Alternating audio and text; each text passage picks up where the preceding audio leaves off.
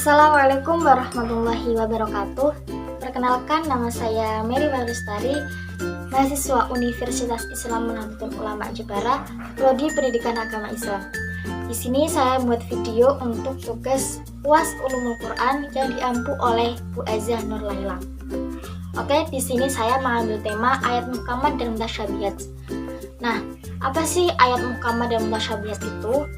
Ayat muhkamat dan mutasyabihat sudah ada sejak pada zaman Nabi. Jadi teori ini itu ijtihad para ulama. Kemudian teori ini itu terinspirasi oleh Quran surat Al-Imran ayat 7 yang berbunyi Bismillahirrahmanirrahim. Walladzi anzala 'alaikal kitaba minhu ayatun muhkamatun hunna ummul kitabi wa ukhra mutasyabihat. Yang artinya, Dialah yang menurunkan kitab kepadamu Muhammad.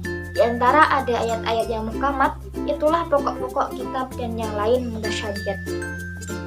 Dan ditafsirkan oleh tafsir tahlili, yaitu Al-Quran yang diturunkan Allah itu berisi ayat muhkamat dan mutasyabihat. Ayat muhkamat yang artinya sudah jelas artinya, dan ayat itu berisi hukum-hukum Allah. Dan kalau ayat mutasyabihat itu ayat yang masih samar, masih belum jelas, dan bisa ditafsirkan dengan berbagai macam penafsiran. Kemudian contoh dari ayat muhkamat dan mutasyabihat.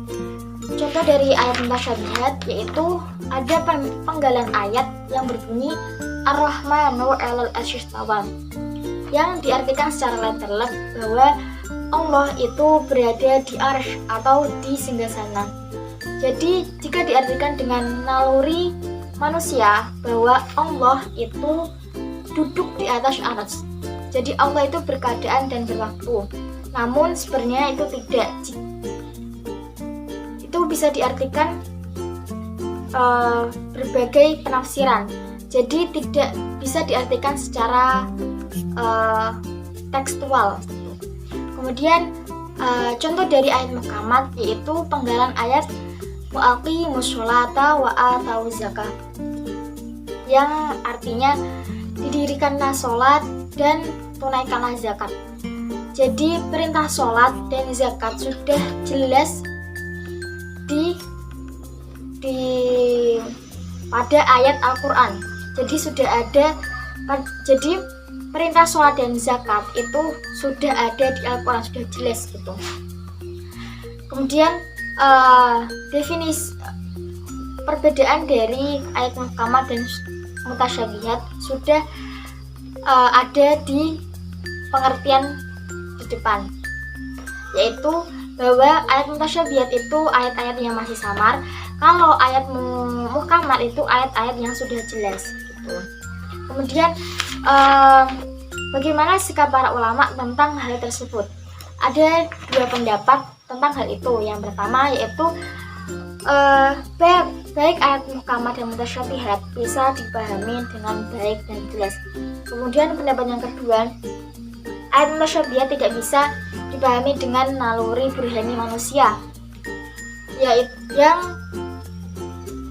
dengan dasar yaitu penggalan surat wama ya'lamu ta'wilahu illallah.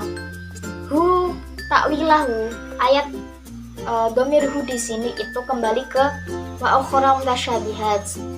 Kemudian ayat wa ukhra mutasyabihat. Jadi hu di sini itu dhamirnya kembali ke wa ukhra mutasyabihat. Tuh. Jadi kesimpulannya ayat muhkamat dan mutasyabihat. Jadi kesimpulannya ayat muhkamat itu ayat yang sudah jelas artinya seperti hukum-hukum yang terdapat pada Al-Quran. Kalau ayat mutasyabihat itu ayat-ayat yang masih belum jelas, seperti hal-hal yang masih bersifat gaib. Cukup sekian dari penjelasan saya. Mohon maaf. Wabillahi taufiq wal hidayah. Wassalamualaikum warahmatullahi wabarakatuh.